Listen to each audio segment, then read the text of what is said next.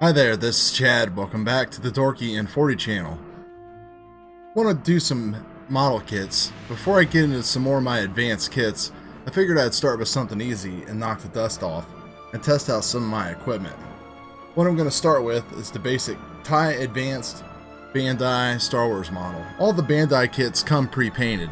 They're snap fit, you just have to cut them off of the runners, put them together, you can have a great model. Add a little bit of weathering, and you can even make it look better. As you can see, there's not a lot of parts here in this kit, so this should be the perfect kit to test out some of my old skills and hone them in before moving on. The Bandai kits also come with water slide decals and stickers if you don't feel like messing around with those. We have a full color painting guide and decaling guide, as well as a very simple instruction manual. The first thing I'm going to do is remove these two wings off the runners, and we're going to test out my airbrush by using my favorite primer, which is the Badger Stynylrez. I've also had great success with the TAMIYA Fine Surface Primer. So we're going to cut these parts off and go ahead and give these a couple applications of primer and see how well the spray can is holding up compared to my airbrush cleaning. Using some TAMIYA fine point side cutters, we're just going to go ahead and clip the parts off of the runners, trying not to get too close so we don't damage the plastic, even though these cutters are very new and very sharp. Taking a look at the runner real quick, we can see just how far model molding technology has came in the years. There's actually 3 colors molded into one runner here: the black, the gray, and clear, all injected at once. Bandai really makes some kits, and this is actually one of the first kits that they've released. It's gotten even better since then. What I'm going to do now is just clean the little nubs off of the parts. I could have got a lot closer, but I figured I would just go ahead and play it safe and use either the back of an X-Acto knife here or the front if needed, trying not to damage the plastic. Since we're also going to be just painting these, you could feel free as well to take some kind of a sanding device and sand the nubs down even more, even though it's not needed. They feel very smooth after being shaved down with a knife.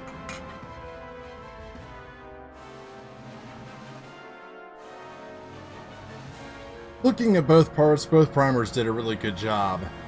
Stynylrez here on the left is a more suitable color for my undertones and shading that I plan on going with, but the TAMIYA surface primer in the rattle can definitely made things a little bit faster and easier since it saves airbrush setup and cleanup time. So in a pinch, I'll probably use this, but on a better model, I would probably just go with my tried and trusted Stynylrez for its smoothness and gap filling properties. Let's get on with the rest of the build. The very first part of the instructions instruct us to go ahead and build the cockpit. Before that though, what we have to do is paint it, and we also need to prepare for the assembly by putting the decals inside there. I've sprayed each piece with the right color and also with a gloss clear coat to help apply the decals. Cut the decals off of the sheet, place them in some water for about a little bit longer than I'm doing here. Just need to let them sit and soften up and release from the paper. I apply some micros from Microscale Industries to soften the decals and allow me to move them and conform them to shape a little easier.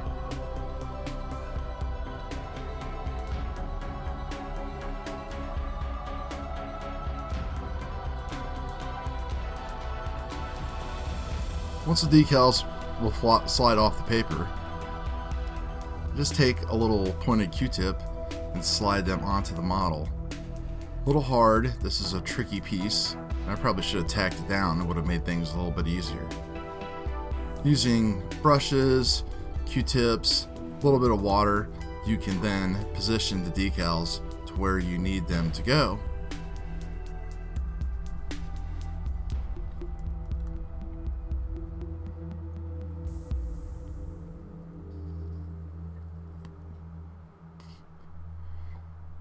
Once all the decaling is complete, I then seal everything with another satin coat just to protect them. Looking at some online reference pictures to take a look at the inside of the cockpit will allow me to pick out a few little details with some paint in order to kind of liven it up a little bit, even though in the end you really won't be able to see much inside there anyway. But it's just nice to do, and it's always nice to hone your skills.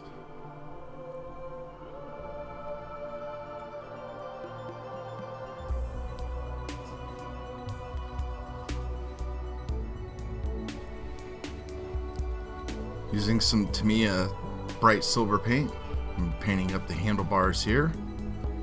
A fine either number 1 or 0 brush.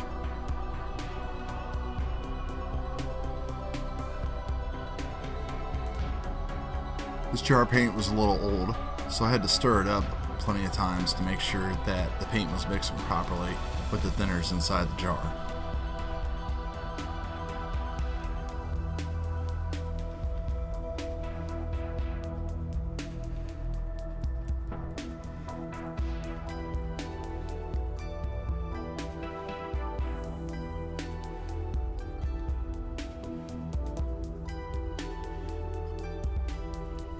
Once the cockpit was complete, I then moved on to picking out a couple details of Darth Vader himself. His silver and red buttons is where I applied paint.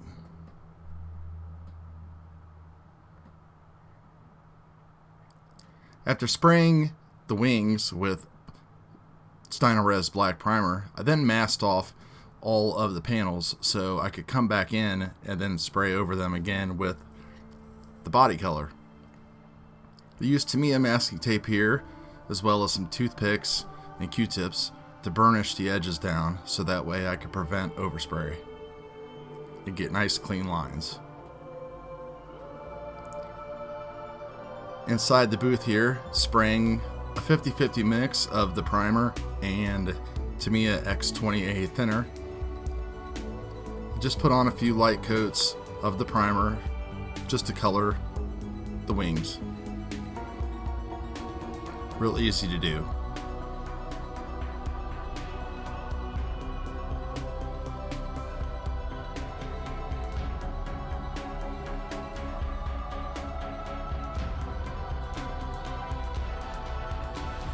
Now that that's all completed, we can move on to assembly.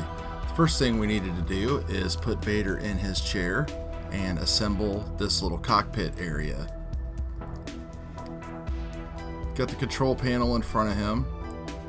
Gonna slide him into the rear portion of the cockpit and then complete that assembly by placing the front of the cockpit on there as well. So you can see that we won't be able to see a whole lot in there. The Bandai kits are really precisely engineered. Make sure that once you are committed to putting it together that you're committed and you realize that it might be hard to get it apart. But you can see how the piece just goes together real clean, no seam lines or anything else like that. Now moving on to the rest of the cockpit, as well as the booms where the wings will attach to.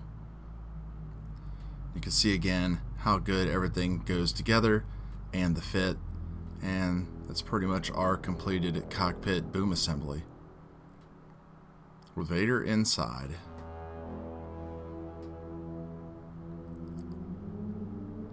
Now that that is all complete, clipped off the added detail parts from the sprues and added those to the kit. We'll have to come back in and mask off some areas so we can paint those. I've also pulled the tape off of my wings and see that we have some pretty clear edges.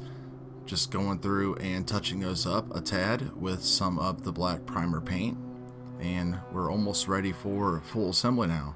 You can see we went back in and sprayed those additional parts.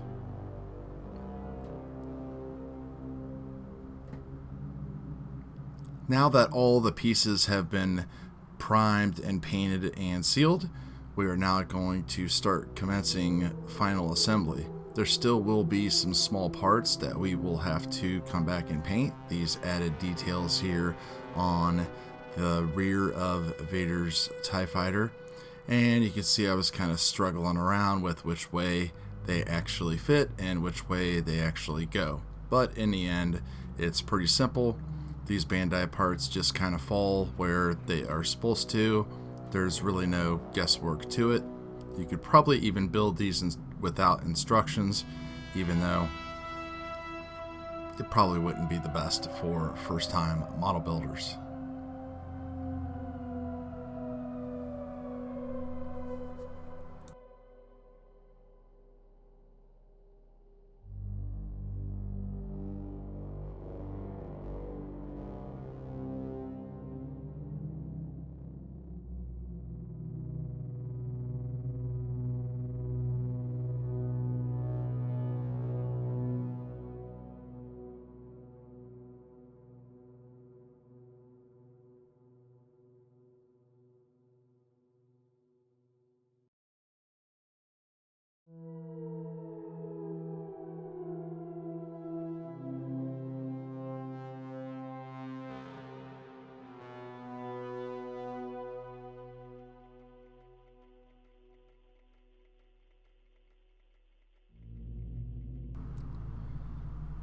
Now we have finished off the hull of the ship, we can go ahead and add the detail pieces to the wings, which are a perfect fit and look really good. They really complete the model, give us some extra detail, and we'll actually work on that extra detail next and bring that out with some panel line washing.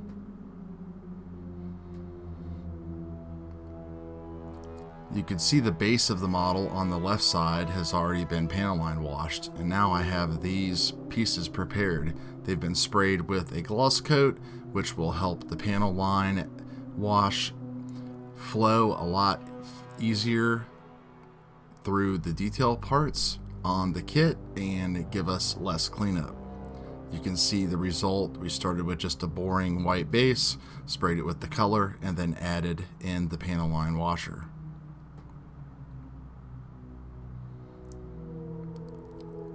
Adding the panel line washer is really easy. You can see you pretty much just dab it where you want to go and let gravity do the rest.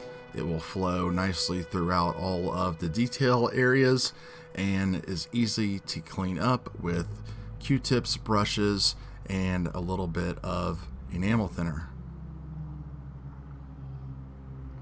Coming back in and just cleaning a little bit of my excess panel line wash up here. You can see there's a couple dirty streaks right there and some extra heavy wash where it is accumulated, and that's easily cleaned. Coming back in with a brush just to do some additional cleanup and kind of blend in some of the areas and make things look a little bit cleaner without losing all of that detail and darkness that we were looking for with the panel line wash. Real easy with some enamel thinner and a brush, keep it clean.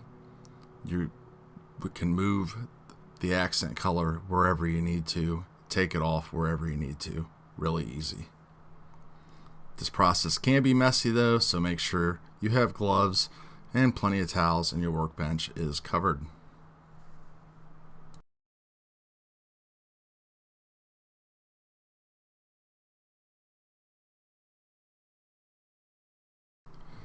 After a final assembly and some detail, this is the completed model. I finished off with some TAMIYA weathering powders, a little bit more washes, and then assembled the model and sprayed everything with a dull coat to make it look more realistic and add more detail to the fighter. Here you can see on the engines where we used a little bit of that TAMIYA weathering powder to add a little bit of stain and dust particles, just to add a little bit of realistic detail to make things look good. Star Wars models are great to practice your weathering skills with and work with different materials to achieve a really cool looking model. Everything turned out great. I'm very happy with the colors and how they look in person. The detail is amazing. This was one of the first generation Bandai Star Wars kits that were created, so they have gotten even better over time. Thanks a lot for taking a look at my video. Please continue to subscribe. Let me know if you have any questions, and keep an eye out for more models and FPV videos.